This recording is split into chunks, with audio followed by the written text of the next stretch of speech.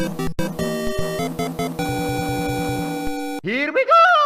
Welcome to the Nintendo PowerZone. We are a bi-weekly videocast/podcast dedicated to bringing you the best Nintendo-related topics. I'm your host, Nice One, and joining me today are my co-hosts, Blues and Jada Wingsong. Welcome back to the show, guys. How y'all doing? My face hurts, but I'm good. I'm doing pretty well. All right, so today we have quite the show. We are going to discuss all the major shakeups that are happening at Nintendo as detailed in last week's financial briefing. So there's a lot to talk about, but before we do, we got to go ahead and just move into the powered up news. So first things first, Splatoon 2, man. We have two very interesting Splatfest themes going on in the US and in Japan. So for the US, we are having a Teenage Mutant Ninja Turtles Splatfest that's going to be based on the new version of the Ninja Turtles show that will be premiering on Nickelodeon in around September. And this is really cool because I think this is the first time we've had Splatfest start that is being drawn by Americans. So it's very interesting artwork. It's drawn by the people who are currently drawing the new Ninja Turtles show, and it's very different. It looks very American. It does look very American, yeah. It's funny. It's funny too because it's not really just American art. It's like that American trying to emulate anime art, like with the look at obviously like Teen Titans art style, like Teen Titans, like how they try to emulate, anime, and Fair it enough. looks weird. It looks a little off, but it doesn't look ugly, and that's what we're seeing here with this Splatfest art. But this Splatfest is actually really intriguing. So it is a multiple week Splatfest. So week one is going to be Raphael versus Leonardo, Team Raph all the way. Week two is going to be Donatello versus Michelangelo, Team Donnie all the way. And then the winner of those two Splatfests will go on to determine whether it will be either Team Leo versus Team Mikey or Team Raph versus Team Donnie. So this is a multi-week Splatfest. This is an amazing idea, first off. It's like a tournament to see who's the very best. Tournament Splatfest. That is awesome. Very cool concept. And I can't believe it's taking us this long to even attempt to do a Splatfest like this. Like, we're on the second game, and they're trying something like this. Well, the tournament arcs are always in Season 2. That's true. That's funny. Yeah. I really do like this, and it's Ninja Turtles. I mean, any boy from 1984 to now has some kind of intrinsic love for the Ninja Turtles. Like they have survived 30 plus years, and now that they're part of the Nickelodeon family, I see no reason for Nickelodeon to not continue to push Ninja Turtles with movies, TV shows, etc. And hell, this is a really cool one. This is much better than the SpongeBob versus Patrick Splatfest from Splatoon 1. And this makes up for the Nike Splatfest. This makes up for the Nike Splatfest because I'm still a little salty about that. I still want my Jordans. So, real quick, though, this is just America, right, for the Teenage Mutant Ninja Turtles? Actually, I think this is America and Europe. That's interesting to me because I would have figured that they would have also opened it up to Japan because it's not like Teenage Mutant Ninja Turtles are super obscure in Japan either. They've had companies like Bandai's Tamashii Nations, which they do really, really intricate figures. I got 'em. Yeah. But they've done Teenage Mutant Ninja Turtles is what I was going with that. And I don't know. I figured that it would be something to get Japan in on as well. So it is kind of interesting from that standpoint. Japan has their own, but I think I want to touch on that a little bit. I do want to talk about I've forgotten what it was. Lost my train of thought. Never mind. Nope. Okay, I'm looking at the article right now. It is open to the U.S. and Europe. So this is going to be a larger Splatfest. I mean, typically, the only European community that we play with is the Australian community, as far as how it works regionally. But this is open to all of the U.S. and Europe. So we might be seeing a lot bigger Splatfest results. There might be a bigger deviance into which team is better by popularity versus how many battles won. I remember what I was going to say. The Autobots and Decepticons Transformers Splatfest is the only real one that I've felt like this excited about, like an actual crossover one. Like obviously the Nike one would have been cool, but we didn't get that, so I can't feel excited about that. But seeing like this is way better than Special Patrick. It's even better than Autobots Decepticons because that one, the Transformers one, that was also America only, right? Yeah. That's so weird because Transformers is also big in Japan. So I don't know. I would love to go back and see how the team determines which ones are only certain regions versus which ones are global.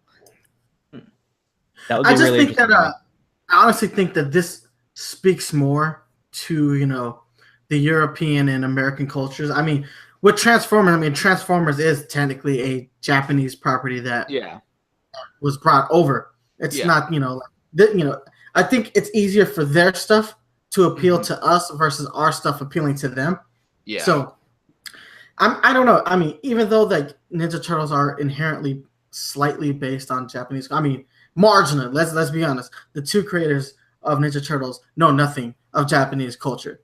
Like, very loosely.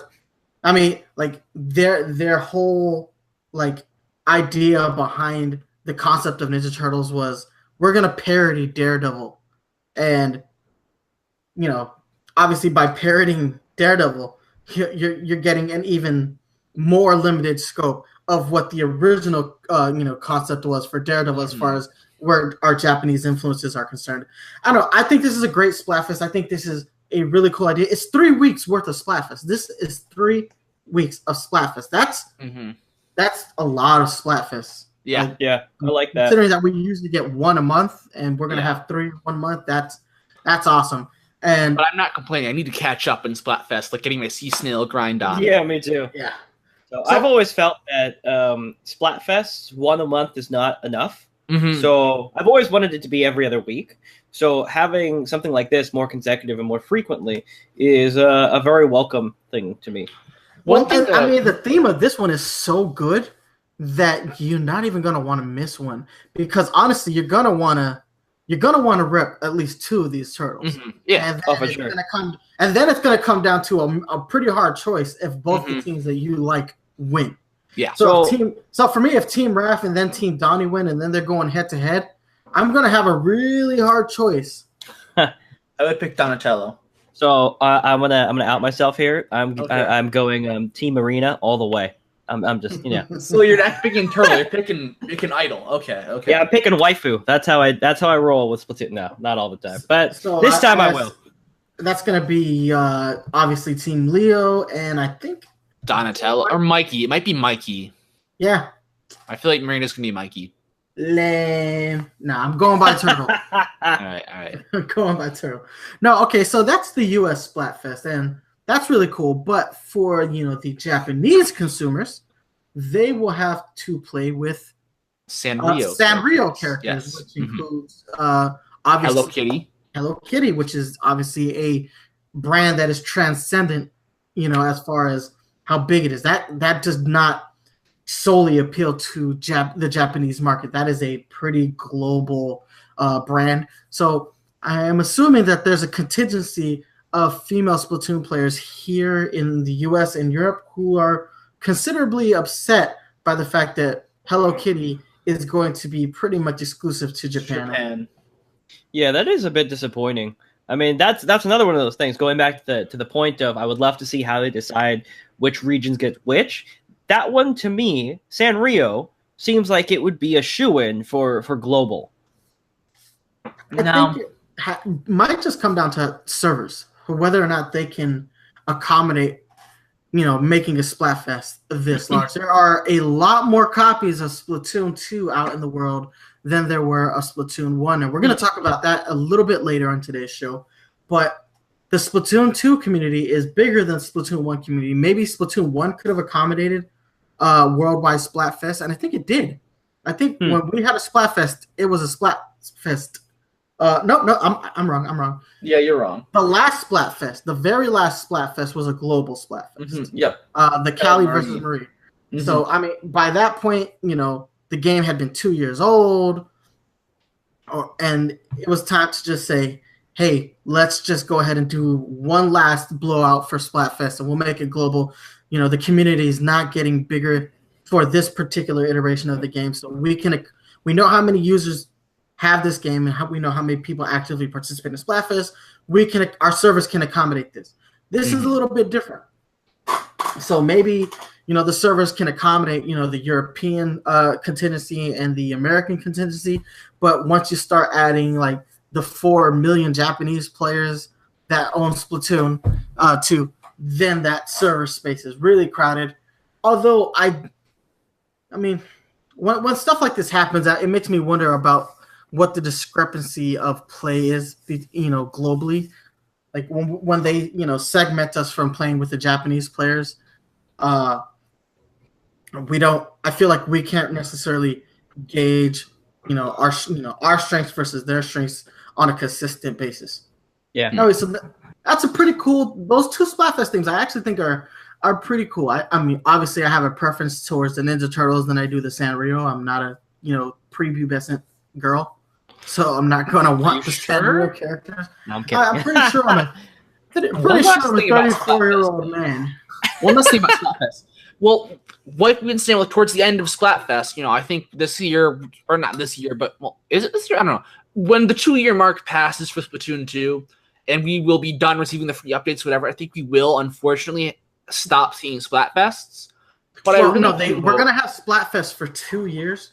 That's a long time, and we're gonna have 1 year of free content updates, which come July we will is over. So I assume this next, which I believe the Octo expansion will pretty much be the last content update we get. And obviously that's paid for content, but I don't think we're gonna get any more additional content after the Octo expansion, and that's fine. That's a whole year's worth of support for the game, and that's pretty good. But they did say we would have Splatfest for 2 years.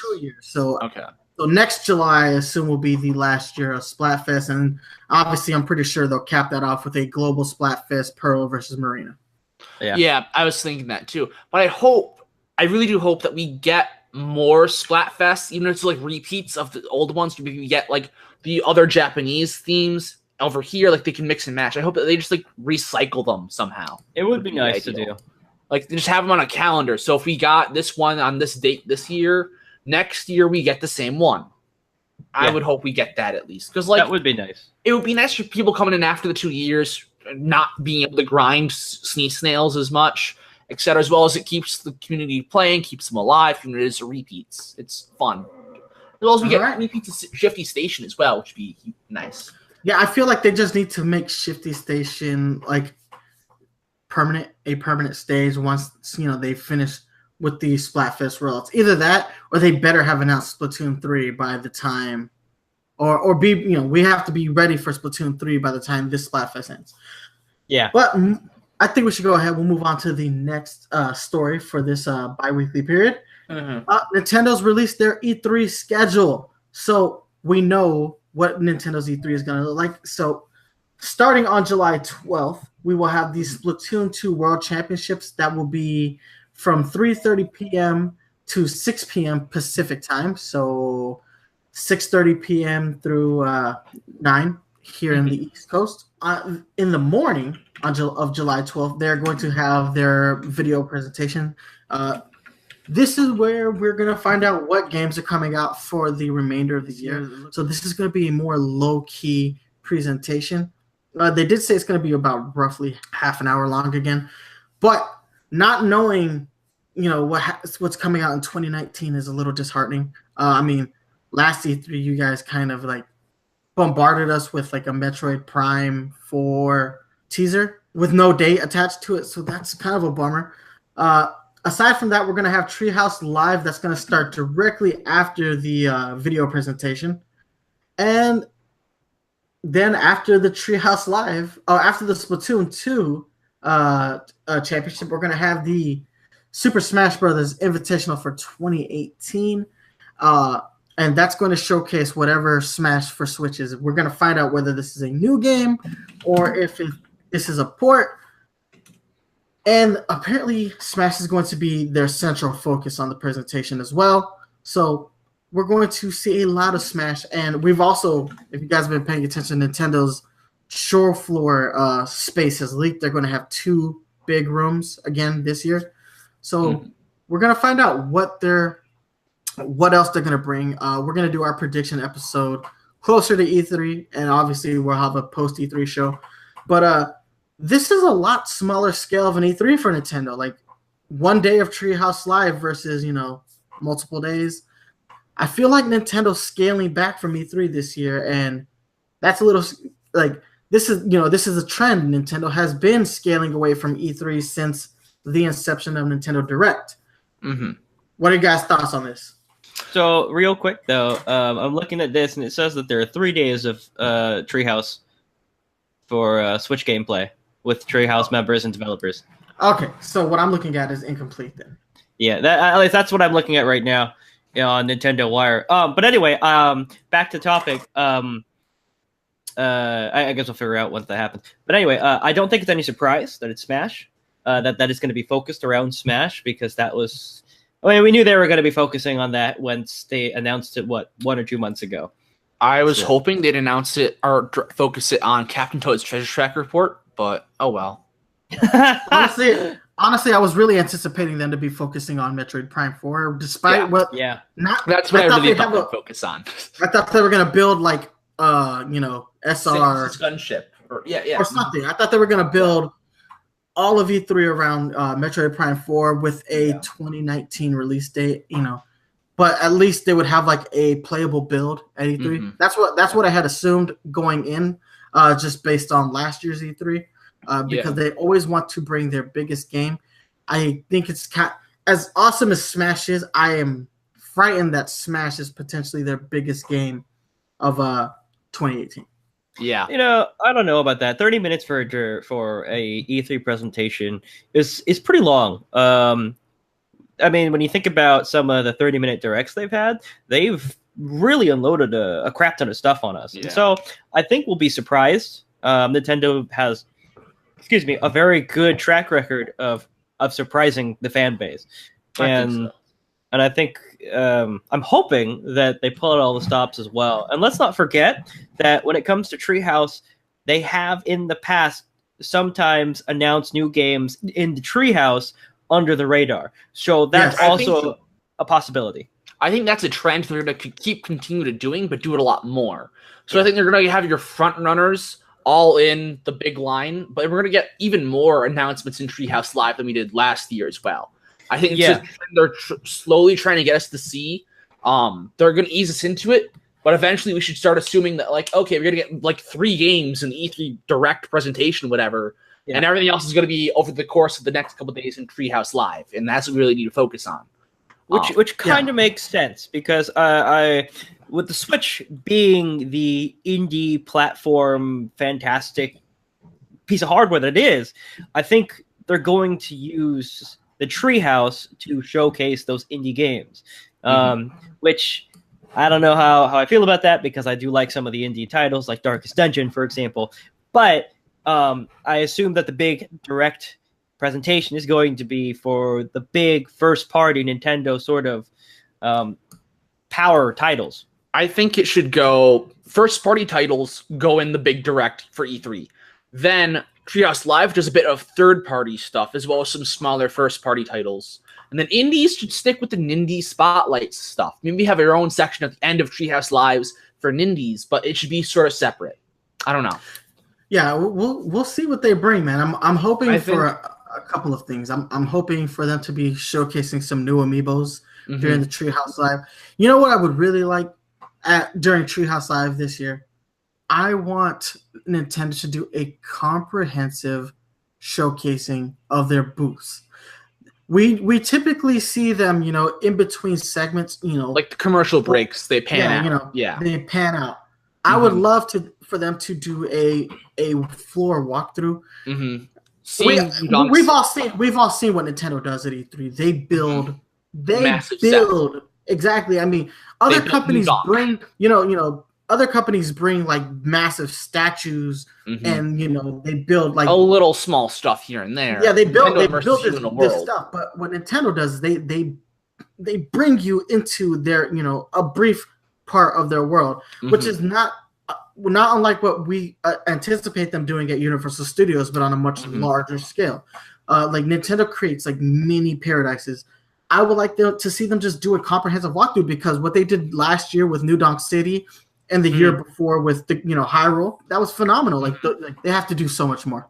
Yeah, so this is one of the reasons why I love Nintendo, because Nintendo isn't just about games; it's about an experience, and you see that statement, that mission statement, present in nearly everything that they do. And so that's and it shows in the E3, the way they build everything, because they're not just there to show off their game. They're there to take you by the hand and say, come here, let me show you the Nintendo experience. Agreed. And one word that I always associate with that experience is fun. They do a great job making things fun. You can make a game that's cool and interesting, but not fun, and it's going to fall flat on its face. Games are meant to be fun. Going back to the Splatoon 2 international tournament championships. So we have, I believe, only the first two winners for, I believe, Nintendo of Europe and the US representatives. We have Polymanga for Europe, who will be representing Europe in this tournament, as well as Set to Destroy X will be representing the US for their tournament. And it's really interesting who sees the Japanese reps and all the other reps you're going to get.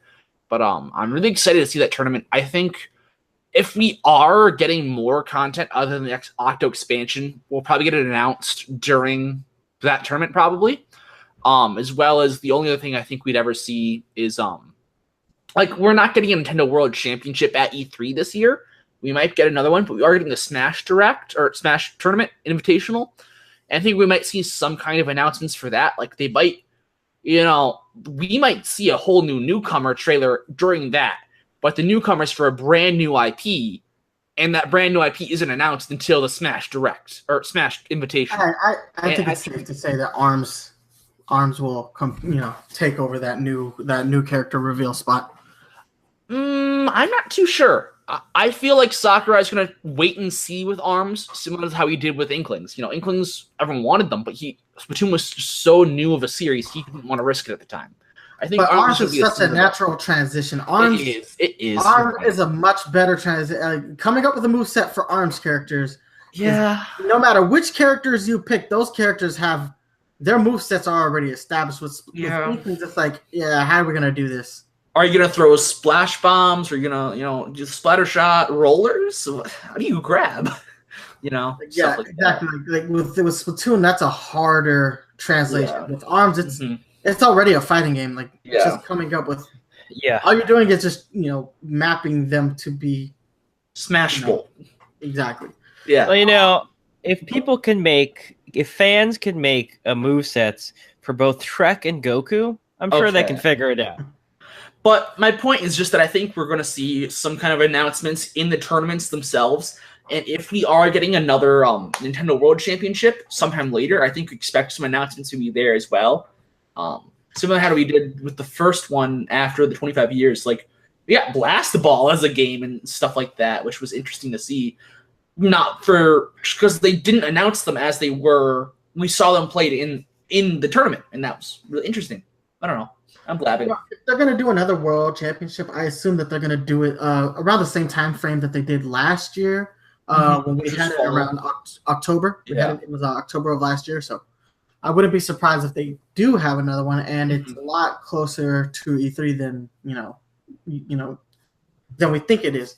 But as always, we're going to have some pretty comprehensive E3 coverage. I'll be doing a live reaction to their video presentation, and then we will be recording a post E3 reaction show that week as well. So we're going to have comprehensive E3 coverage, so you guys can look forward to that. But I think it's time to move on to our next news story, and that is Nintendo has partnered with Cygames to bring new games to mobile devices. So they've already announced their first game, and that game is going to be called Dragalia Lost.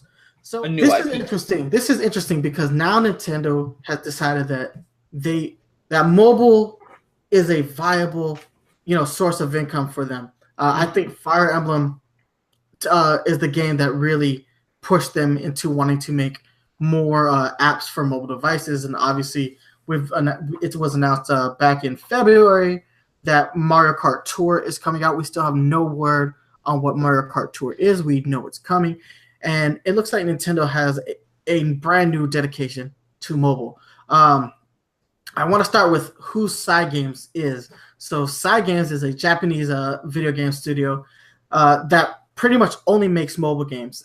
In 2012, DNA, we should all know who DNA is by now. They are obviously the company that Nintendo partnered with to make all of their mobile apps thus far, from Miitomo all the way up to Animal Crossing.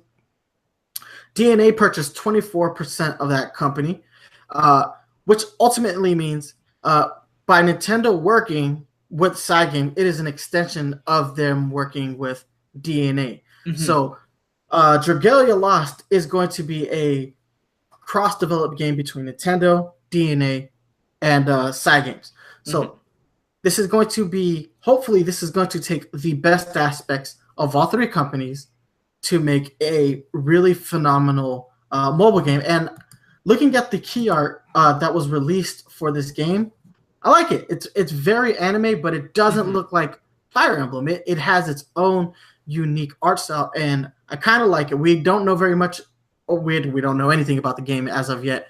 All we have is the key art, but this is coming, and I like this. I like the fact that Nintendo is extending their deal with DNA, and even going, as far as to work with, a DNA business partner in order to continue their mobile efforts. This means that the DNA development team isn't spread as thin as they are before, because obviously they went from Miitomo to Super Mario Run to Fire Emblem to Animal Crossing in the course of 2 years. That's four games or 4 apps that Nintendo in 4 years. Yeah, or 2 years. 2 years. 2 years. 4 apps in 2 years, and I think that's pretty high development output, for a mobile, development game. And considering that all these apps have support post-launch, the fact that they're all getting supported, fairly well, that's really good in the long run. And I just appreciate the fact that Nintendo is taking this even further.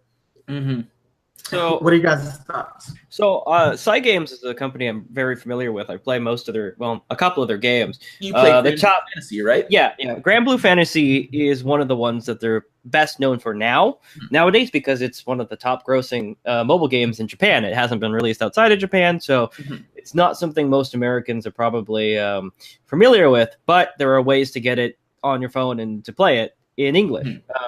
So that's cool. But they also do titles like Rage of Bahamut. That was a title that did have a global release that many people are familiar with. And then there's another one, Shadows of something or other. I'm blanking on the title right now.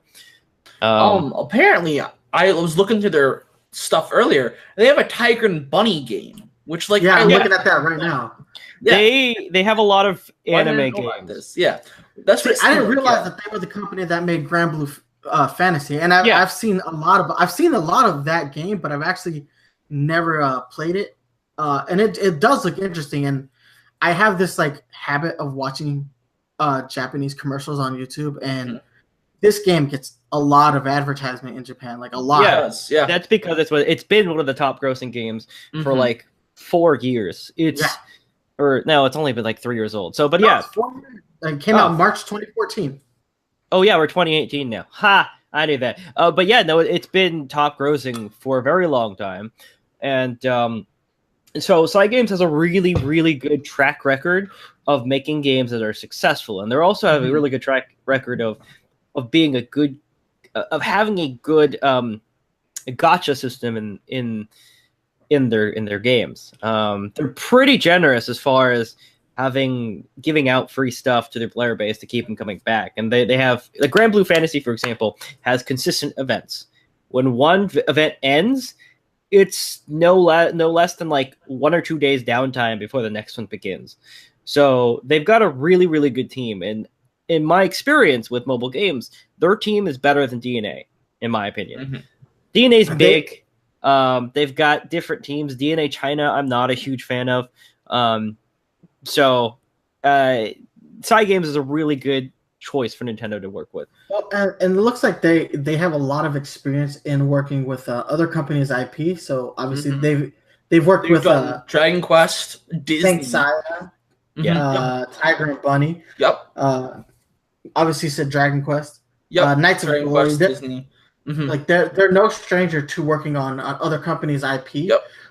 Which makes me think that this might be the team that they needed to develop The Legend of Zelda on mobile. Probably. Maybe Dragalia Lost is like we'll let you work on this game if after this game you work on The Legend of Zelda for us. Nintendo likes to do that kind of thing with other companies. Like, we'll let you make this game, but afterwards you have to make this game for us. That makes sense. But I'd say the key standout titles from them are obviously so the Shadow game you were talking about, I believe, is Shadowverse, which did that worldwide release. Grand Blue Fantasy and the Rage of Bahamut. And other than that, like the big crossovers such as Disney Fantasy Quest, Dragon Quest, Monsters, and Tiger and Bunny, etc. And then obviously we're now getting the I'm blanking on the name. The one Nintendo's making. Oh my god, Dragalia Lost. And in terms of that, I think it's definitely going to be interesting. I almost wonder if it's a kind of card game because they do have a big history of the card games being successful with Rage of Bahamut and Shadowverse, two of the bigger ones being card games. Well, the official synopsis for the game is as follows. RPG? It will be an original action RPG application. Okay. So think Kingdom Hearts, Xenoverse gameplay. That's going to be because I would assume if it's going to be like that, it has to work from a top-down perspective. I don't. Although, I mean, mobile phones are getting to the point where we could have like a third person view. Yeah. I would prefer. I'm just looking at the art style for this game. This looks like it could break down traditional sprite art so fantastically. What I'm seeing in terms of art style, that's what I was going to get to next, was they lost Dragalia Lost. Sorry, looks to me like the sort of character design similar to Octopath Traveler or Bravely Default, but slightly obviously stylized very differently. But in terms of character design, they give me that sort of vibe, which I think definitely will fit sprites very well, and I think I'm really loving the art style that Square Enix is putting out for those games with Octopath Traveler and Bravely Default. Their art styles for that are really, really nice, so I'm looking forward to what we have in terms of the graphics for this game, definitely. Well, and this company also has a history of releasing games on console, typically the PS4 and the PlayStation Vita. Okay. It would be interesting to see them work on the Nintendo Switch as well. I mean, that's something DNA has yet to really accomplish throughout their partnership with Nintendo, is actually make something for the console. But with side games, they have a history of developing for consoles. I would like to. I'm still waiting for that one mobile game that can bridge the gap between Nintendo's mobile and home console games. Dragalia Lost. As far as the All-Star is concerned, I honestly think that this game could be on the Switch, and I would love to see a mobile developer really attempt their hands at a more traditional style console game. And I think Side Games has the chops to pull this off, and I think with Nintendo's financial backing, that could be huge. So real quick though, you did mention the art, and Side Games has a habit of working with an art director named Minaba Hideo. And many people know him for Final Fantasy Tactics. He worked on a lot of the Final Fantasy series. Okay. And so that's where you get that very distinctive art style. And so I don't know if he's going to be working on this latest title. But we can see some influences nonetheless, maybe from their previous works. Exactly. Got it. So they, as a company, they have a habit of working with him and getting a lot of his influences from there. Got it. That makes sense to me. Yeah. But I guess that's what we have to talk about with that. We have a new partner with Nintendo's mobile world, as well as we have a new game with Dragalia Lost. You can see some big changes with that. They're embracing the mobile space finally. But moving on, right? What do we have next on the list? The Game Vice. Mm-hmm. The Game Vice complaint against Nintendo for patent infringement. Now, we talked about this before, right? A couple months back. Yeah. Actually, we talked about this on your debut episode, so I thought it would be poignant to talk about it again. Now that there's a little bit more information about this. So yesterday, or the news broke yesterday. There were two, the day before yesterday, and then yesterday, there were two stories. The first one being that Game Vice had filed a complaint with the International Trade Commission, or the ITC, which basically they are the global watchdog as far as patent and copyright infringement are concerned. So this isn't because the Nintendo Switch is being sold globally. If this is something bigger than, the FTC's, scope. Yeah. So they have to obviously reach out to the ITC and then have them investigate whether or not this was truly patent infringement, because obviously Japan has their own patent office, America has their own patent office, et cetera, et cetera. So obviously this comes back to that original complaint that that Game Vice had, talking about that Nintendo infringed upon their concept. And initially, I think we were all pretty skeptical as to whether or not this would get off the ground. But I mean, as of yesterday, the U.S. government is actually going to be investigating these claims against Nintendo. So it now looks like there is traction in favor of Game Vice with at least open investigations. They filed their complaint on Wednesday and with the ITC, and as of yesterday, the U.S. Commission will be investigating. So this is moving along a lot faster than I initially thought it would. I anticipated this taking years. No, they've got this. They filed their complaint initially in August. They sent their first cease and desist and filed their first complaint with the FTC in August, and we are only in April, and we're already starting to see traction for things going in their favor. Although this could have been Nintendo's asking for this to be expedited. Nintendo could have actively said, "Yeah, please, let's get this rolling. Let's get this going, and go ahead, investigate us, and you will see that we did not infringe upon Game Vice's patents." We already talked about the differences between the two concepts. They are very different. Like the Game Vice unit, they don't work autonomously like the Joy-Cons do. So there's a different precedent, and we already knew that the Nintendo Switch's infrastructure is built around the NVIDIA Shield.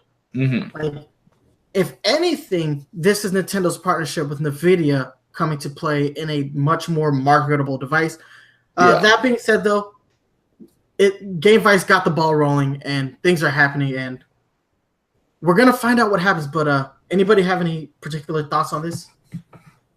I still feel like we are looking at the wrong person. As you've already said, it is NVIDIA's technology, etc., that we think would be the bigger target. I don't know. The real infringer here is more NVIDIA, I guess. And I feel like it is kind of just, you just want the publicity. I think it's still their main goal. I think they'll take what they can from Nintendo's money, but they mostly still want the publicity. I don't know. Yeah, I agree. I mean, it wouldn't be again, we talked about it last time, but it's not the first time that a company has gone off after Nintendo to try and cash in on their success. And I really don't think this is a different case. It's funny. I remember when the news broke, you saw people linking it in Facebook pages, etc. And the one comment that always kept coming up was how asinine this is because the Game Vice isn't even supported anymore. Like, you can't buy it. Yeah, it's not a product, and they're trying to pull this crap. I mean, the reason they go after NVIDIA is because the NVIDIA Shield didn't take off globally. Now, in China, it's a big deal. It's a huge deal in China because you can buy GameCube games on the NVIDIA Shield in China, which you cannot do in any other market globally. But it was not financially – they wouldn't make any money by suing NVIDIA. but they can make money suing Nintendo. That's why initially I didn't see any merit to this lawsuit. Okay. But now, that makes sense. I mean, I'd be shocked if it actually went anywhere, but American courts are really weird. And it wouldn't be the first time that an American court has made a stupid ruling. Yeah. So I'm really hoping that Nintendo comes out of this, scot-free. Yeah. But we'll see. It's I really think Game Vice is in the wrong here, but it's hard for me to say without any real information. I honestly think the bigger concern here is the fact that now that the ITC has also agreed to look into the matter as well. Now, with the International Trade Commission looking into this, if they find Nintendo at fault, obviously two things could happen. Mm-hmm. Nintendo could settle, or appeal. But if Game Vice happens to win, they effectively could kill the Switch. Yeah, well, they could force the Switch to not, be made. And obviously, Nintendo's not going to do that. So they're going to end up paying royalties, out the wazoo to Game Vice. Now, I still think this is a BS lawsuit, but now there's traction happening. That like Game Vice got what they wanted in the most sleazy way possible. Like it's a sleazeball lawsuit, and I mean we're talking about it, so it is definitely big news. I mean, but it's an interesting case, and we know that Nintendo has never been scared to go to court over infringement issues. They've been doing it since the NES, and it doesn't appear like it's going to stop anytime soon. Just whenever Nintendo announces a console, be prepared for lawsuits. That's all we should. That's the rule of thumb. Yeah. Yeah. No kidding. This doesn't happen with Microsoft and Xbox and Sony. Like they release consoles all the time too. It just doesn't happen. People specifically go after Nintendo all the time. I guess it's because out of the three companies, I guess Nintendo's sole status is as a console and game manufacturer. So I guess it's easier than taking on like global powerhouses like Sony, who has a much speakers. They're a much bigger company than Nintendo. Yeah, because they have Microsoft even bigger than Sony. So. Yeah, because whereas Nintendo's just video games entirely, Sony's TVs, speakers, headphones, devices, a little bit of computers, Although financially, Nintendo sits in a much better place than Sony does. True. Yeah. So it's weird. It's like yeah, I don't know. But yeah, I mean I think that's huge news. I think that's huge news, and really it's a little worrying to see where this is going. Yeah, I'm not so worried about it because even if in the off chance that that Game Vice could actually win this lawsuit, I don't think there's any way they could actually stop the Nintendo Switch at this point. I think we're too far along in the Switch's lifespan, and it is far too successful for them to stop. I think Nintendo will pay whatever royalty they have to, and I mean, if the courts do see this as patent infringement, though, I mean, hardware sales are what's going to take a hit. They're going to have to give out money on the hardware, but not the software. Exactly, because Game Vice didn't have software of its own to speak of. So as we already said, Nintendo's hardware and software in video games. So their hardware won't be as nice, but they can still make money on the software. Like a lot of game companies, such as Microsoft and Sony, like they sold their consoles for less than they were worth just to get the Nintendo did it with the 3DS as well. They sell the consoles for less than it's worth in order to just make profit off the games. And I think that's the razor blade model. It's the razor blade model. You give away, the handle cheap, and the blades are where you make up your money. Nintendo turns a profit on games and consoles. Yeah. I think the only time they sold a console for a loss was the 3DS. The Wii U. The Wii U. Oh, yeah. Well, Wii U. Yeah. Yeah, the Wii U, for sure. But, I mean, it is what it is. Well, we're going to see where this goes. I mean, now that the ball's rolling, this is probably a story we'll be talking about a lot going forward for the next couple of years because even though they got the ball rolling, this is still going to be years before we get any kind of settlement for this. At minimum, 4 or 5. Yeah, the Switch will probably be replaced with a new iteration of itself by the time this is settled. I mean, how long did it take for the Wii remote one to settle? Like 5 years or something? Yeah. It was way after. Just settled. I think that one just got settled like last year. Yeah, like very recently. It took many years. So I mean, we're on three consoles later. Yeah, no kidding. Yeah. So what I would have hoped was that we would be in a similar situation where we just keep them in legal limbo. But now that the ball was rolling, we don't have that kind of time to sort of have our own system. So the problem with legal limbo is it costs money. Yeah, true. So I mean, either way, they're burning money at this point. So I'm sure they have people internally to do risk assessment and figure out what's our best play at this moment. You see, but I feel like in this case, it's a lot more financially stable for Nintendo to play the legal limbo game with a company like Game Vice. Mm-hmm. Game Vice was such a fantastic failure that I think Nintendo won't have to wait that long to outlast a company like Game Vice. I think so. They could financially bankrupt them within a year. Yeah, that's what I would have figured. Yeah, the ball's rolling. We'll see where this goes. Like I said, I think this is a story we're going to be sticking with for a while. We'll have updates as they come. Mm-hmm. But that's it for the Powered Up news. Lot more news than we typically cover, but there was a lot more stuff to talk about. So what we're gonna do real quick, we're gonna take a 5-minute commercial break, and when we come back, we're gonna go hit up our topic of the fortnight, which is all the major shakeups that happened at Nintendo's financial briefing. So we'll be right back, and don't go anywhere, guys.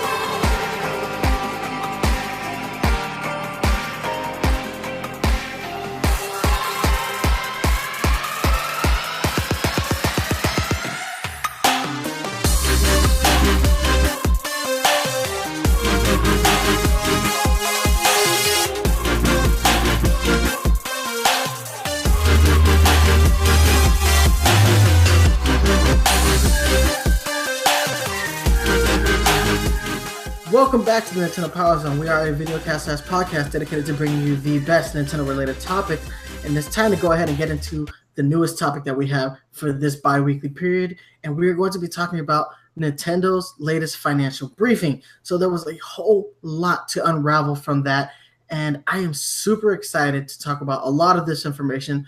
So I think we're going to start with hardware sales, because Nintendo posted some really nice financial gains in terms of what they sold hardware-wise. So starting with the Nintendo 3DS, they have sold 72.53 million units to date, which is a crap ton of 3DS units, especially considering how much the 3DS struggled out of the gate.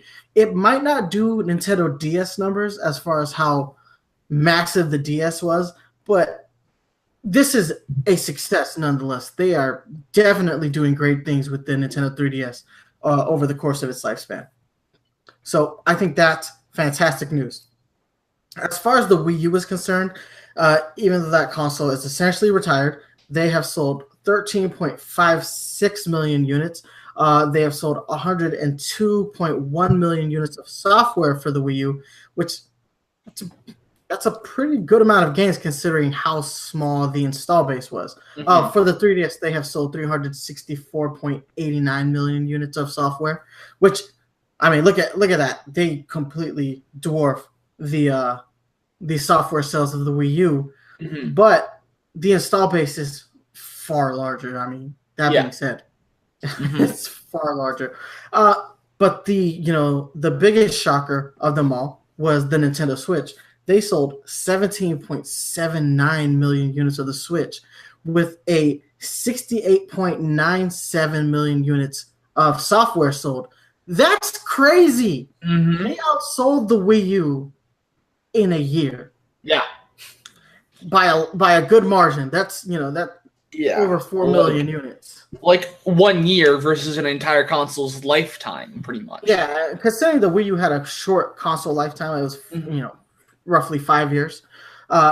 That's crazy. That's crazy. I mean, I think it can be. It goes without saying that the Wii U was a failure console for Nintendo. That was a failure for consoles in general. Like, but the Nintendo Switch has rectified that in a lot of ways. Yeah, There's very little consoles that are as unsuccessful as the Wii U. And it looks like the Nintendo Switch has completely rectified Nintendo's image as a console maker. These are really good numbers for the first year. Like this surpasses their expectations. Now I know a lot of third parties were predicting 20 million units. That was a little excessive. Like being honest, considering that Nintendo had to win back people for after the Wii U. Yeah, 20 million units. That's kind of pipe dream. Yeah. Nintendo themselves only predicted 15 million units in a year. Honestly, it's really impressive that they managed to produce enough for the demand. Yeah, considering how high the demand was. Because usually when you're trying to predict, when you're pushing out consoles, right? When you're making them, you make a set number based off of sales estimates, because you don't want to end up producing too many and then not selling through them all. And so it's impressive that they were able to keep churning out systems after they realized it was a hit. Because I don't think that's what happened with the Wii U. They made more consoles than there was demand for. Yeah. You lose money that way, so it's a very tentative balance. Yeah. Unfortunately. No, but this is really good. I mean, Nintendo had to build people back up. People stopped trust. Yeah, they stopped trusting Nintendo after the Wii U, and to see them sell 17.79 million units in a year, that's after watching their previous console just completely get shit bashed left and right. That's phenomenal. That is phenomenal. And the attach rate, the software attach rate is really good. 68.97 million units. So let's talk about that number real quick, because we have the breakdown for that number. We'll go ahead. We'll start from the lowest selling to the highest. Kirby Star Allies, which came out last month, has already sold 1.26 million units. That's lot impressive for a Kirby game. Especially in the first month. That's really impressive. Yeah, that game is going to continue to sell. Kirby games, they're kind of evergreen. People continue to buy those games, and typically a Kirby game doesn't come out this early in a console's lifespan. They come out near the end when the console's fading. Look at the 3DS has like 5 Kirby games in the last 2 years. Especially since it's a main style Kirby game. It plays like the traditional ones. Usually, if you see a Kirby game early on, it's offshoot. like Rainbow Curse. Canvas Curse. Canvas Curse, Rainbow Curse. The Fighters, Air Ride. Air Ride was fantastic. They do need to do another one, but it's still not the traditional Kirby, nonetheless. Yes, that's my point. The traditional Kirby games are usually mid. You don't see it within the first year and a half. That's really interesting. Definitely not. All right. So the next game up is Xenoblade Chronicles 2 at 1.3 million units, making this the first Xenoblade game to crack 1 million units without having a re-release. Yeah. That's impressive for Xenoblade.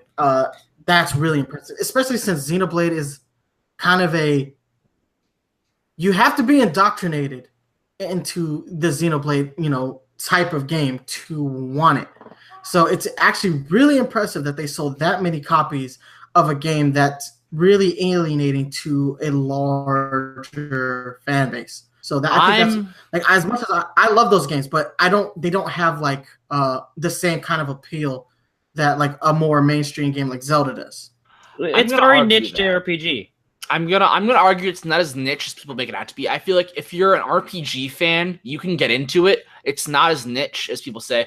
The big niche about it is that it gets released traditionally at very poor times. And so to see it very early in the Switch life cycle, along with giants such as Mario Odyssey and Breath of the Wild, is where you really start getting like the ability for everyone who could like it to really put eyes on, or they were putting eyes on X when X was on a really dying console from when it was born. It was dead. Well, I also think the release date factors into this a lot. It was sold on, the release on December 7th, right in the peak of holiday shopping. Yeah. So I mean, people were getting this game just to get this game. Yeah, no, and that's totally why I think it's so not as niche as you make it out to be. People are getting it to get it, but you don't not put eyes on it if you don't have some kind of interest in it as a series, whether it's from seeing Shulk in Smash Bros. Or whatever. You have a bit of interest in it. It's just that the series has previously not been able to be accessible, I guess is the word. The first one on Wii wasn't too accessible. X was on a dying console. 3DS one was on 3DS, new 3DS exclusive, etc. I personally think the Xeno series as a whole, going back to Xenogears, has always been a pretty they are always a little bit more ambitious than their audience is. And they're not as accessible as a Kingdom Hearts, or a traditional Final Fantasy game. Yeah, I'll agree with that. I think that's what makes them more niche. Okay, I will still argue that it's niche, and it's not that because you have people who divide in different camps, right? You got your people who don't like turn-based RPGs, so that's them. But then and you're not really gonna get them. You're not gonna really get the. You're not gonna get the Fire Emblem players. Playing Xenoblade. Yeah. But here's where you could get the Fire Emblem players. This is where a different group, the different camp that I'm talking about. You got the people who like the Japanese weeaboo tropey crap, right? Which works for people who are into that. But then there's the other people who I like RPGs, but I only like Bethesda style RPGs, Western RPGs, and they're not going to go for the tropey sort of thing. And so when you got, I guess my point is try to bring it all together is when you got a title like Xenoblade, which incorporates Weeaboo, it's incorporating the traditional action RPG where you don't have the turn-based, and it's very Western in its world design as well. Exactly. Okay. So this is where I'm going with its niche. But now here's my point where I'm thinking of why it's gaining in popularity. I think there's a bit of a shift in the culture. I think that the idea of waifuism or husbandoism, whatever, is starting to be a bit more mainstream. So now normies are kind of getting normies are getting close to the more into the idea of anime waifu, that's kind of funny, so normies are now into Pyra is what you're telling me. Okay, I mean, have you seen her? My point is I think Xenoblade 2 has a lot of the shifting of the culture to attest to its success. Yes. Okay, I could see that. Definitely. It might just be the overall, beauty of Xenoblade 2 just working in its favor. This is one of there are two games that I think specifically look like they were designed for the Nintendo Switch. Mario Odyssey and Xenoblade. These are the two games that I have seen thus far that are really showcasing what the hardware is capable of. And I think when people saw the Xenoblade trailer back in January, when it was still ugly, it still looked good. And obviously, the later trailers, there was a lot of up-resing and showcasing what the game was actually going to look like. And the game just looks pretty in a way that Breath of the Wild can't, because Breath of the Wild is a Wii U game that got ported over. I mean, in terms of Xenoblade prettiness and Wii U games getting ported over, I really still want a port of Xenoblade X. That is high on my want list. Xenoblade Chronicles X port. That's the port I want. That and Mario without all the censoring. Yeah. Okay. Yeah. So I agree with you, but I'm hoping that the success of Xenoblade 2 will merit that. We'll have to see. Yeah. Right. We are getting off topic, correct? Yep. So let's bring it up. The next game on the list at 1.85 million units is ARMS, which is a lot for a fighting game. And a new IP. This is a new IP fighting game. So it's already a niche game that is brand new. We've never seen these characters in anything else before this, and that's almost 2 million units. That's a lot. That's a larger install base than I would have thought that game would have got. That, like, and I'm happy for it because I love ARMS. I think ARMS is one of the most innovative fighting games I have played in recent years, and they did such a good job, and just making that game feel really good, and it's another success story for them. This is the Switch's version of Splatoon when Splatoon launched on the Wii U back in 2015. This was that new IP that people didn't expect anything out of, and then it goes and it pulls numbers like this, and it's a global success. That's great news for Nintendo, man. 1-2 Switch sold 2.29 million units. Now I know a lot of those were day one sales, and probably holiday sales, and not very much in between. Considering that they marketed this as like the Switch's version of Wii Sports, I love 1-2 Switch. I want to preface this. I love 1-2 Switch. It is the game that I consistently play with my family and friends at parties during hurricanes, because I live in Florida. We have hurricanes. They're a thing here. Like, this is a game that gets a lot of play in my household. But it's not a needle mover. It doesn't sell systems normally. No. Like Zelda will sell systems. Yeah. 1-2 Switch now. That is a lot of units to be sold for this particular game. I'm pretty shocked by the amount of people who bought 1-2 Switch. Hey, but that's great news. That's great news for for the development staff that worked on this game. Now, I could see them developing a sequel later down the road, but hopefully at a more affordable price point. I think the $60 price point is too high for 1-2 Switch. I think so. That's what's keeping it from selling much higher. I think so. Agreed. It's definitely that price point, yeah. Whereas like Nintendo Land was also a bundle in, depending which model you got.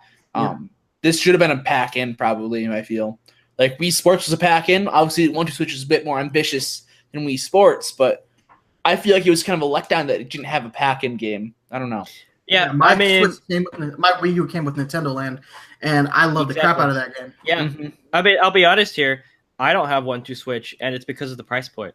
I think it's a fun game. I don't know if it's a $60 fun game. No, like I said, it doesn't. I play it a lot in my household when there's a reason to play it. So birthdays, we break it out. Get-togethers, we break it out.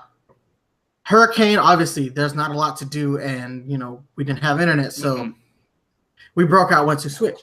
But that cartridge collects a lot of dust in between those times. Yeah, agreed.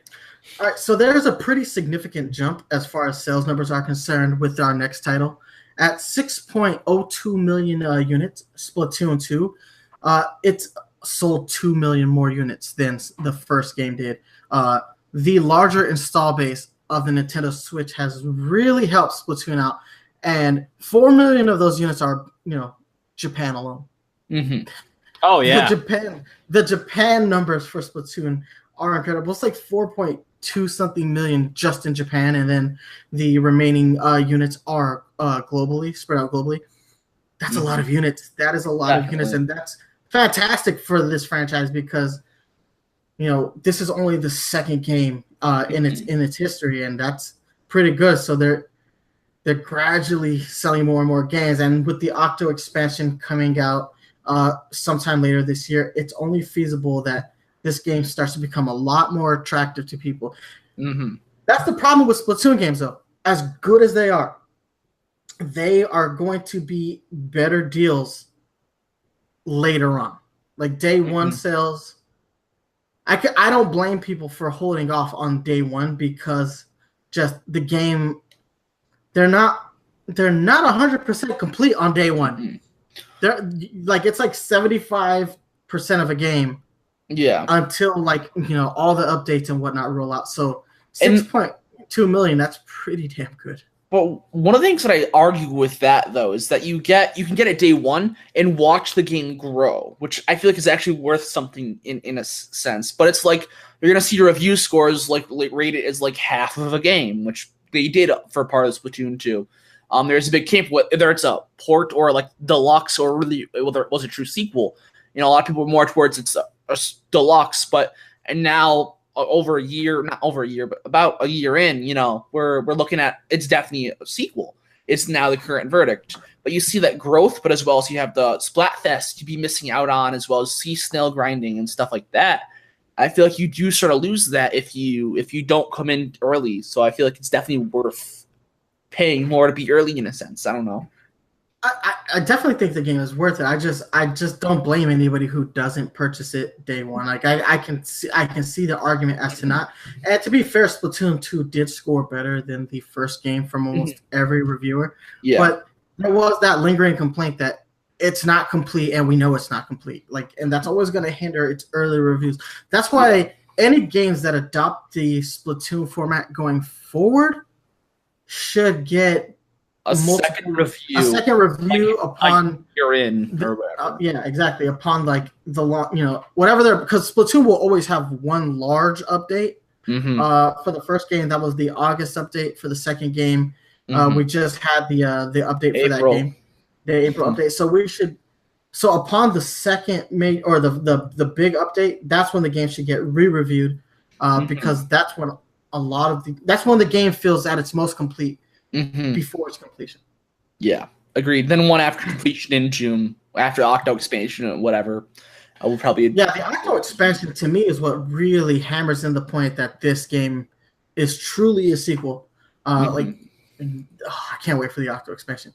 But moving on, Breath of the Wild is the next game on the list, selling 8.48 million units. That's huge. This officially makes Breath of the Wild the best-selling Zelda game, not counting Zelda games that have had remakes or remasters. Not counting all the versions of Ocarina of Time. Yeah, but I mean, I want to really point out one of the things because one of the points of the number here, because it might be lost to some of our viewers, but the difference between Splatoon 2 sales and Breath of the Wild sales is 2.46 million. 2.46 million. That's a huge, staggering number. And so I think it really just shows the how great Breath of the Wild was, or is, rather. And to be fair, that's not all of the Breath of the Wild units that were sold. That was just what Breath of the Wild sold on the Nintendo Switch. 1.5 million additional copies of Breath of the Wild were sold on the Wii U. So the game has sold almost 10 million copies if you factor in the Wii U numbers. But at 8.48 million units on just the Switch iteration alone, that's fantastic. That's great. Again, the best-selling Zelda game without having a remake.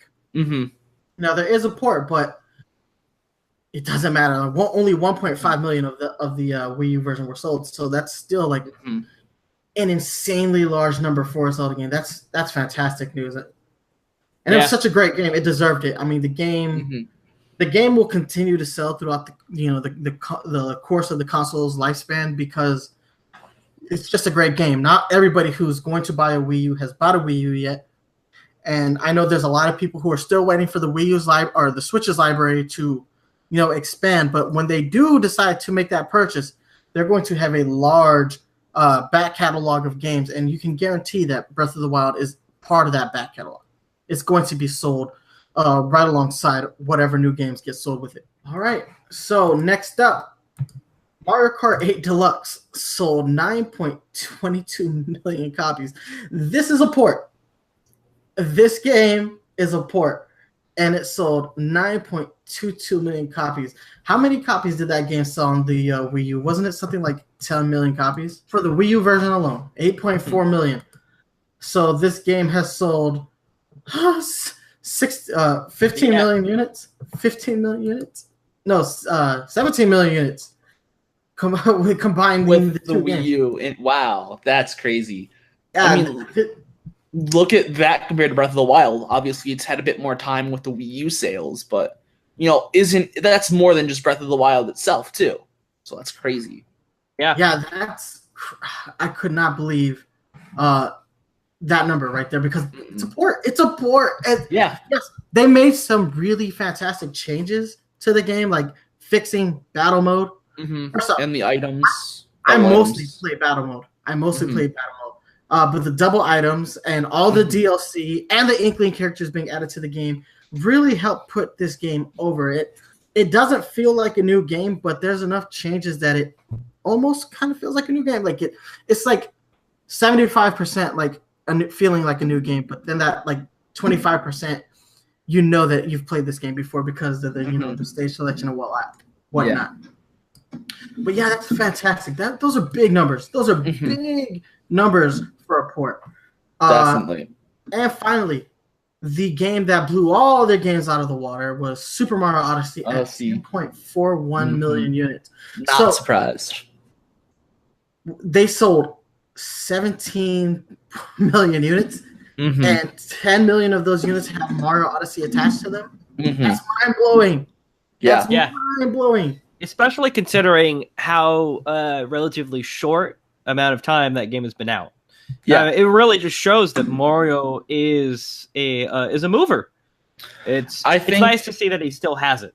You know? I think it's not even as much that he's the mover. Having him as the mover is great, but I think you start things off strong by Zelda being the launch title. That gets people's trust back very early on. After the Wii U, people weren't sure, and then you have the success of Zelda getting that install base for the Switch early on.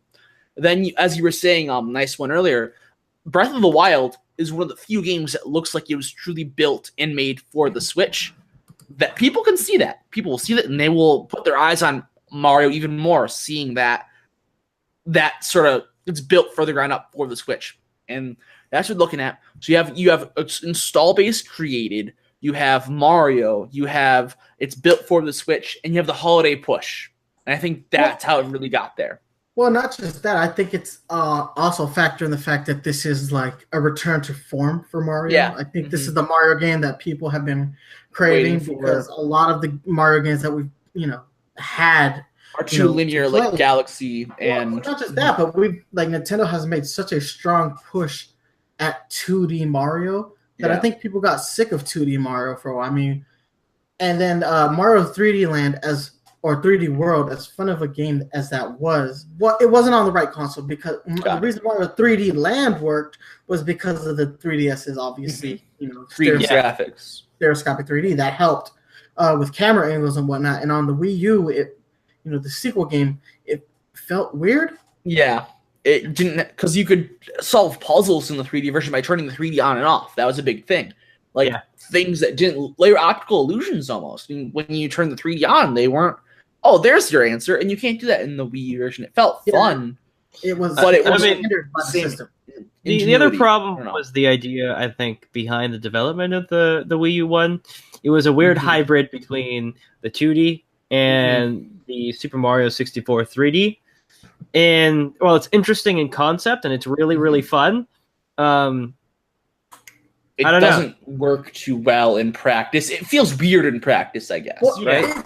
Captain Toad, which used the exact same game engine, was the better game of those two. If you're talking about Mario 3D World and Captain Toad is a far better game using the same mechanics and the same engine. And it's because of it's a slower paced game, more puzzle based, and they really, really use the motion controls to that game's advantage. The problem with the Wii U version is that it's a multiplayer game, so it's not everybody's going to have the same access to motion controls that the person playing with the gamepad. So that really hindered how that game worked fundamentally. Yeah. But yeah, Super Mario Odyssey just blowing stuff out of the water. Love to see that. Mario's back, man. You see that Mario's back, and I don't think the marketing campaign hurt either, man. That they really pushed the game. Of course, they had the Jump Up Superstar in all their commercials. For I was about to say, you don't even know how people I'd see on the street, just at the bus stop, whistling Jump Up Superstar. Just, I know that tune. You're playing Mario Odyssey right now, aren't you? They literally had the catchiest song, that they could market the game with. So you start to associate that commercial with that song, and you start to associate that song with the game, and you associate the game with the console. And so when someone's listening on the street, You're like, oh, I want to go to New Donk next. Yeah. Yeah, it's like the marketing for this game was just pure brilliance, and I know they spent a lot of money on marketing. I think they spent like something like $5 million marketing that game that first month alone. So they could have spent more money on the cereal though. That helped as well. I mean, seriously though, like tying a cereal to the game didn't hurt either. Like they really marketed the hell out of Super Mario Odyssey. They did. So that's a lot of like big numbers for Nintendo, man. Totally. They sold crazy. They sold crazy amount of units. So the grand total was like 68 million units. That's a lot of games. And it's interesting to see the breakdown, to see that like Mario Odyssey alone was 10 million of that 60 million. That's great. But yeah, man, Nintendo's first party games like really, really moving the needle. And they needed this to happen. This is the exact opposite of what happened on the Wii U. First off, on the Wii U, we didn't have this many first-party titles, right away. We just didn't. Like, we're not even factoring in, like, games like Mario Rabbids, Sonic Mania, which itself, Sonic Mania sold 1 million units, across all the consoles. Yeah. Like, these games are, like, the other games are selling as well. So and Ubisoft said that Mario Rabbids was their best-selling, game on a console last year, so that's fantastic news as well. I don't know how many units that game actually moved, but it had to be significant enough for Ubisoft to say that. So, I think this is a good point to segue, where when we're talking about these sales numbers, Nintendo does plan to hopefully sell 20 million more Switch units by the end of the current fiscal year. And, if they keep coming out with strong titles like the ones that they have, I think that's definitely it's possible. I think it's achievable. Well, look at the games that we have on the slate. So we know Smash is coming out later this year. Smash games move consoles. They definitely move consoles. We know with 100% certainty that the next Pokemon game, mainline Pokemon game, is also going to be coming out for the Nintendo Switch. So that in and of itself right there, you can guarantee that when Pokemon moves to the Switch, that's consoles sold. That's at least 10 million consoles sold. Right. Easy, yeah. Easily. So if Pokemon can come out between now and March of 2019, they're going to hit 20 million units relatively easily because with Smash coming out and Pokemon, that's console movers. And here in the States, I know a lot of people are anticipating the release of Metroid Prime 4. Now, typically, Metroid doesn't move consoles, but there's been such a wide gap between Metroid Prime 3 and 4 that I think this one might be a needle mover. Yeah, I agree. In some fashion, yeah. It depends on if it's good, honestly. And I have high hopes. It's like one of those things where if it's hyped up like Other M and then falls straight up meh, like Other M did, it won't move needles. But if it's Metroid Prime 2, but it's 4, and it's even better than Metroid Prime 2, we're going to see a bit of needle movers. It may not even matter, though. It may be the case that it's been so long that people are just going to buy it without seeing the reviews. You know what I mean? Probably. Honestly, yeah. It could go either way. I could see that, yeah. But yeah, it's Other M is definitely an example of people being burned somewhere along the lines. So we'll see. But I mean, I think the Pokemon thing is also another interesting thing, is because it kind of ties into one of our other points that we're going to talk about later, and that's for the Nintendo 3DS. We know that they want to support the 3DS, but we also know that Pokemon, Ultra Sun and Ultra Moon was supposedly the last one. And so it's kind of like, well, you're moving on to the Switch, but what is that going to do for the 3DS, Yeah. Well, that's interesting because that we can use that to segue. They did say that they are going to continue to support the 3DS for 2019 and beyond. Beyond 2019, they are going to continue to sell the 3DS. They're going to continue to make software for it. They expect to sell an additional 4 million units of the 3DS between now and March of 2019 alone.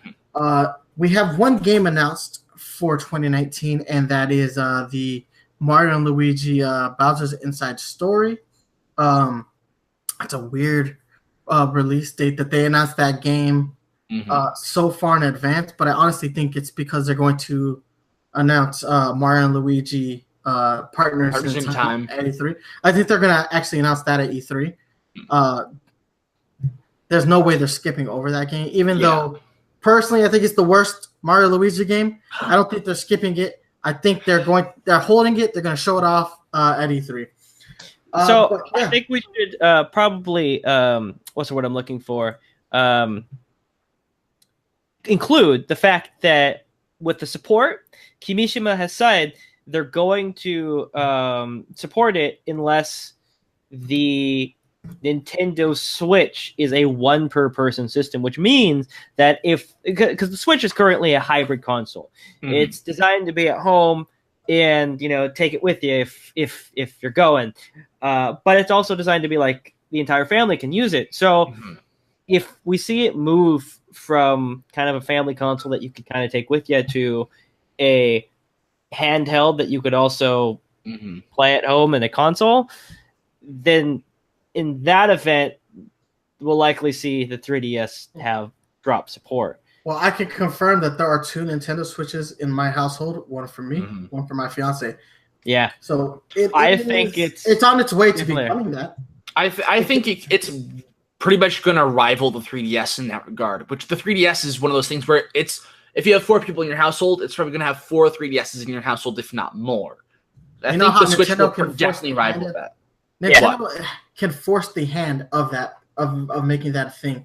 Where remember how the DS and the DS have that cross-play where you could play like Mario Kart but only have one cartridge?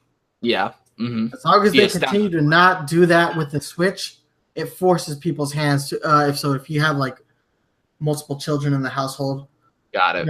That's fine when you're in the house, but there's no way they're sharing that on the go. Even with a game like Mario Kart in the car with their 2. Yeah, that makes sense. The screen is not big enough. The screen's not big enough. They need their own systems and their own copies of the game at that point. Yeah, they need 2 Switches and 2 copies of Mario Kart at minimum. So this is the quote. This is in an article from Newsweek. Kimishima is stating that given that Nintendo Switch is a home gaming system that can be taken on the go, this situation may change if it grows from being a one per household system to a one per person system. But the price of Nintendo Switch is not something with which most parents would buy a system for every one of their children in a short period of time. That's a key part right there. Moving forward, we will work to ascertain what kinds of play people want at which price points. And as long as there is such demand, we will continue to sell the Nintendo 3DS system. I see the product coexisting with Nintendo Switch at this point in time. And I think that's a good point. With a price point of 300 something after tax, usually about $350. If you have 3 kids, you're dropping close to $1,000, right? Yeah, and I think that's a good point that he makes. It's hard for it to be something you buy each one of your kids. Yeah. Well, it just goes to show that Kimishima truly understands the market in a way that maybe Iwata didn't. I'm no way to bash Satoru Iwata. That man was a genius in so many ways. But when it came to pricing, financial decisions and pricing and how to sell the console, he might have not been the right leader for that particular thing. Yeah, he would have worked in so many other different ways. Making him president is almost underutilizing Iwata's actual skill set. Yeah. But Kimishima is much more business oriented. He really understands the consumer, I think. Yeah. And he has a lot more experience, I'd say. He's a lot older than Iwata was and had a previous experience leading Pokemon Company as well. Yeah. Oh, yeah. Under his watch, Pokemon Company went from Pokemon USA to Pokemon International to the Pokemon Company. The Pokemon brand grew significantly larger under his watch. It made so much sense that when Nintendo was in a time of need, that they brought him in to steer the ship. And we're going to talk a little bit more about him in just a second. Yeah. But Well, I really just want to point. He like we were all just said here. He really understood the market, which we can segue right now. Kimishima is going to retire come June. So post E3, he is going to be stepping down. He is not leaving Nintendo, mind you. He's taking on a different role in the company. He's going to be an advisor, which is good. That's a good fit for him. Because as Jada says, he understands the market. He understands how to market, and that's a better fit for him. But he was definitely the right guy to steer the ship on course when they had gotten so far off course with the Wii U. It's almost a shame to see him stepping down from this position because he's so good at it. He's so good at it. I mean, but the guy is stiff. I think that's the biggest downside to Kimishima is he's very traditional Japanese businessman, and a lot of what Kimishima brings to the table is old world mentality. He's very old school Japan business. But that being said, that's what Nintendo needed when they needed it. They needed that. It seemed to have worked. So definitely. And he gave us. I don't know if it is actually him, but I credit him because it just seems to be coincidental. But when he was president, he gave us a crap ton of Nintendo waifus. Like, you keep saying that, and I feel like that can't be his own doing. But I credit him for that. I know you do. I know you do. But I mean, I'm gonna miss him. I think. All right. As well. He was really good for the company. Mm-hmm. Yeah. No. Definitely. So this is just a brief rundown of Kimishima's actual career. He's 68 years old now. He stepped into the role when Iwata died in 2015. They didn't wait. They waited a proper amount of time. It took a month before he was actually instated as president. But upon his arrival as president, there were significant changes made.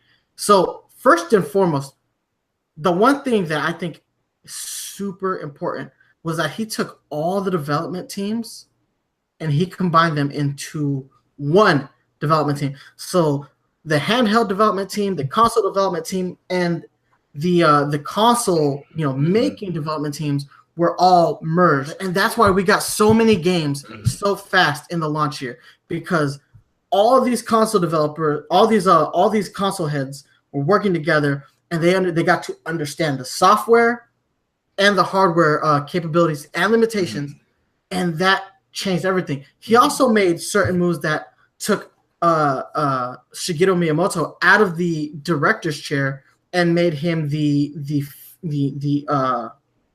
fellow of entertainment, which takes Miyamoto away from the game side of things and makes things like the Super Mario movie deal and Universal Studio deal come to life. Because Miyamoto, as godly as he has been as a video game developer, he is at a point now in his life and his career where he is better suited to making the experiences that we all crave.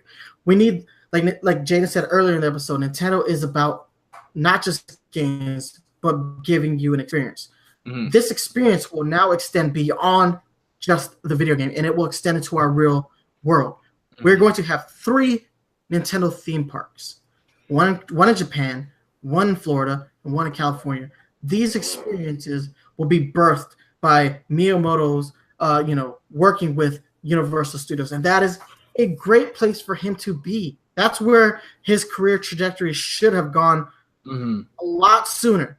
Iwata should have made that decision to bring him over there. This allowed for developers like the Splatoon development team to make a game like Splatoon, and the ARMS development team to make a game like ARMS, and for the Zelda franchise to grow in the way that it did. Breath of the Wild is a far better game the way it was made than had it been stuck under Miyamoto's, heavy watchful eye. Miyamoto always has to have like a gimmick in his games. He always has to have a gimmick. But now, Nintendo developers are working on their own. Miyamoto still gets to oversee them, but his input is his strict input is not so heavily required anymore. Yeah, and that's one of the things with Miyamoto is, he I think gimmick is one way to put it. sometimes he hits it and sometimes he misses the mark. Yeah. It's always very interesting. It's always very different. It's always very exceptional. Yeah. But it's not always the right experience, if that makes any sense at all. I think I'm kind of butchering my idea there. But you don't ever want to say anything bad about Miyamoto, but you just... I just think... it wasn't working. Yeah. It worked back in the day. It's iffy now. Gamers develop. The gamers' tastes have changed, especially in the course of the last 10 years with mobile gaming. Mobile gaming has changed the landscape, and console games need to stand out a lot more now because there's always some similar version on a mobile device of a really good game. Like you take Wind Waker, and then you have Oceanhorn. There's a similar version of that game that people can get for far cheaper. So console games have to evolve. And I think Miyamoto is coming from a very old school mentality, even though Miyamoto's mentality was years ahead of the game, back in the day. It's caught up and outdated now. Exactly. The rest of the world, exactly. They caught up. That's not the only major change to happen, though. So he has stepped down from his role of president of Nintendo of Europe, and he is going to become a director. He's going to be on the board of directors for Nintendo. It's a big step up for him. He's being called back to Japan. This is a much larger role, one that will allow him to have input as far as the direction of the company overall. It's a better role for him. His tenure, his tenure at Nintendo of Europe really saw Nintendo expand in those 10 years. So a lot of people who don't know, I grew up in Europe. I spent 10 years of my life in Europe. Nintendo's foothold in Europe while I was living there was really small and really bad. They had nothing. They sold Nintendo consoles there, but the marketing was almost non-existent as far as Germany is concerned. I grew up in Germany, and in the UK, their marketing was a little bit better, but it was as far as non-English speaking territories, they did not do a really great job of marketing Nintendo. Under Shibata's tenure, they grew a lot very fast, and their marketing in European territories got much better. So for him to come back and bring that sensibility to the larger Nintendo company is really good. And now he has the added experience of understanding what the European market really is. That's going to really help the Japanese development staff understand what development will take to appeal to the European markets. All right. So as far as that's pretty big. But the biggest piece of news here was Shuntaro Furukawa was named president of Nintendo. So this is a very big age gap between where Tatsumi Kimishima is and where Shuntaro Furukawa is. He is only 46 years old, putting him closer in line to where Iwata's age range is. I think Iwata would have actually been. He was 42 when he was named president. So he's a little bit older than Iwata, but Furukawa's been with Nintendo for about 25 years. He's not new to the game. No. Which that's pretty good. Yeah. So he also has a history working with the Pokemon brand. So he knows how to market the bigger franchises. Similar to Kimishima. Exactly. Shuntaro Furukawa, he's been working for Nintendo since 1994. He was the outside director of the Pokemon Company since 2012. He has assumed the roles of managing executive officer, supervisor of corporate analysis and administration division, and the director of Nintendo since 2016. He also worked on the marketing plans for the Nintendo Switch. So he's got a wide breadth of skills working for Nintendo. He's pretty much done it all. The guy is very well-rounded. Exactly. So yeah. he has a lot of experience that will really help him in the long run. Let's start as to why he's become president. I think that's pretty important. I like the quote that Kimishima gave as to why Furukawa was chosen as president. And this is also ties into why Kimishima is stepping down. So this is a direct quote. I was asked about my duties when I took over as president while Nintendo Switch was still in development. And one of my biggest responsibilities at the time was to launch that platform and get it to consumers just as we had envisioned. My second role was to change our directional structure to speed up decision-making and execution on a variety of projects that members of the management team were considering at the time. It takes people to support that, and it was essential that we build a structure that allowed the new generation to play an active role. So that goes into what I was saying earlier, that he decided that it would be a good idea to take all the development teams and combine them into one larger, development team. So before you gloss over that, like if you haven't worked in a big organization, that's basically organizational restructuring, which is actually really hard to do. It's a really big transition within a company, within an organization, and to take such an undertaking like that and have it yield such great rewards is absolutely fantastic. Really don't want to gloss over that point, because that's a really, really big point if you've never, worked in a big organization. Exactly. So the quote continues, as we progress with delegating authority, including the authority for corporate governance, we created a system where our younger senior managers would be able to act. In the past 2+ years, they have shown what they are capable of accomplishing. Our latest financial results are far better than originally forecasted, which speaks to the fruits of our efforts to date. My successor, Furukawa, worked with me as general manager of the corporate planning department to advance our operations. He has fully fleshed out what this non-traditional collective leadership system we have created will be. So I believe that this is the perfect time for a change of president. With the breadth of projects we are working on, now is the time to transfer power further to new people and to promote a general shift to bring stronger momentum to Nintendo through these changes. That's pretty good reasoning. That is pretty good reasoning as to why he has chosen to step down and why he would pick someone as young as Furukawa. So first off, Furukawa sat at his right hand the whole time. They worked hand in hand to make the Switch into the success that it has been. So he was essentially grooming Furukawa for this position. He's like, I have taken an active role in making you the next person to run this company. That's really great. And the next thing I want to bring up is, because of Furukawa's age, 46, which, to be the president of a company, that's pretty young. This is what he had to say. I grew up playing the Famicom and come from that generation. Now, as a member of management with Super Mario creator Shigeru Miyamoto, I have a lot of respect for him. On the other hand, with this new job, that can't just be it. So I expect to say what needs to be said to run this company. So he's already got this take charge attitude. He looks like he's going to want to continue to usher in the changes that Kimishima has already put forth. Continuing on with his quote, he says, the key thing here is that management is getting younger.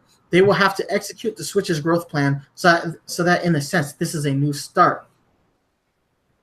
So a couple things that work in Furukawa's favor is that he speaks fluent English. That is really, really good, actually. This makes him the first fluent English president of Nintendo, which means that interviews with him are going to be a lot easier to come by. And it makes him a little bit more worldly than previous Nintendo presidents. Yeah. And when I say more worldly, he wants to build $1 billion mobile gaming business. So he's already ready to enact some of his corporate plans. And one of those being mobile development. He has seen that mobile development has been a key financial business opportunity for Nintendo with games like Pokemon Go and Fire Emblem. Obviously, the Dragalia Lost thing, he had a large hand in making this come together. Like he has a clear path for where Nintendo should go, and I think that's really important for the company as a whole. Yeah, I think it's hard to say with Furukawa because Furukawa is relatively unknown. We know that he's been a long-term Nintendo salaryman, so he's been with the company since like 1994. We know that he was more or less groomed by Kimishima, which is good. I trust Kimishima's judgment, but in terms of how his vision is going to actually pan out in a tangible way, I think we'll have to wait and see. I'm optimistic because Kimishima did have a role in this, but it's anyone's guess at this point. The last quote I have from Furukawa goes like this. Mr. Kimishima has shown through his own actions what it means to manage a company collectively rather than relying on the efforts of a single person. And I understand my role as one of continuing the same course.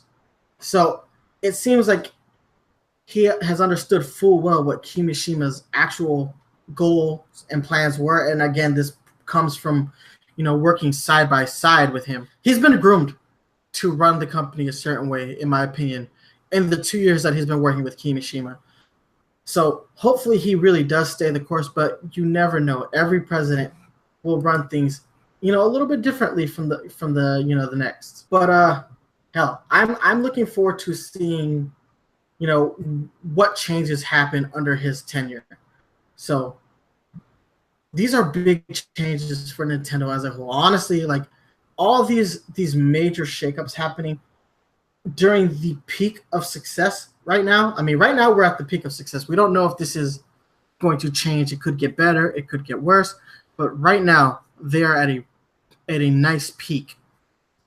So it's very interesting to see them make these kind of changes. This is a major shakeup, especially since Kimishima was doing a phenomenal job. He was really steering the company on the right path. It's almost heartbreaking to see him leave because I felt like he was doing a really good job. And that is what I find the most surprising. Is I find that Kimishima stepping down feels almost premature in a weird way. If it had been, 1 or 2 years later down the road, I could be like, okay, I see it. I see that makes sense. But the Switch only just launched, and they're on a roll. It seems a bit weird. Although maybe it's the fact that they are on the roll. Maybe they're using that to help cushion the transition, because it'd be the worst thing to transition someone when they're in dire straits. Perhaps. Well, also considering that like his tenure was just short in general. Like before him, Iwata's tenure was like from 2002 till he passed, and Hiroshi Yamauchi was working for Nintendo from 1949 up until 2002. Like there haven't been a whole lot of presidents of Nintendo. There haven't. Yeah. And Yamauchi was only the third. Like his grandfather was, the founder, and his father was the second president. There, to see a fourth president come in, fifth president come in so quickly, it's jarring. That's jarring. I mean, we all knew that his role was interim, but he got to the point where he just felt like, the president of Nintendo. Agreed. I also kind of like the fact that he made the choice to step down, though. He wasn't ousted. I do like that. Like, obviously the financial investors in Nintendo were satisfied, and with the work he had done. He got to leave on his own terms as far as this is what I came here to do. I set us back on the right course, and now it's time for me to step down and let a younger man with his own ideas come and steer the company. Like, I course corrected. And I think that might be what he's best at. He might just be best at course correcting. Like, there are some people who are built to, fix the messes of other people. And I hate to say that because it really, like, it's like throwing shade at Satoru Iwata, and that's the last thing I want to do because I have so much respect for what Iwata was as president of Nintendo. But again, there were some things that Iwata they weren't his strong suits, and when things got out of hand, I don't necessarily think he knew what exactly it took to fix, to steer the ship in the right direction. But Kimishima did. Now, a lot can be said that all he did was pretty much take everything that Iwata had in the pipeline and just execute it, because the Switch was in development already when he was president. The Universal deal had already gone through, during Iwata's tenure, and all Kimishima did was put those things into action. So, do we really have a true, gauge of what he actually did for the company in terms of changes? I think the only thing that we can clearly say was his defining decision was to incorporate all the development heads into one larger umbrella. That was definitely very uniquely his own idea, and he definitely executed that. And the Switch has seen far more success because of that, because now we had software to go with this really great hardware. Agreed. But yeah, we'll see where things go in the Furukawa era. We'll find out come June what his plans truly are. Because Kimishima will not officially step down until after E3, so we'll see what is down on the E3 pipeline. And after E3, we have a lot of stuff to look forward to. So I guess that's it for today's show. Brendan had to leave a little bit early.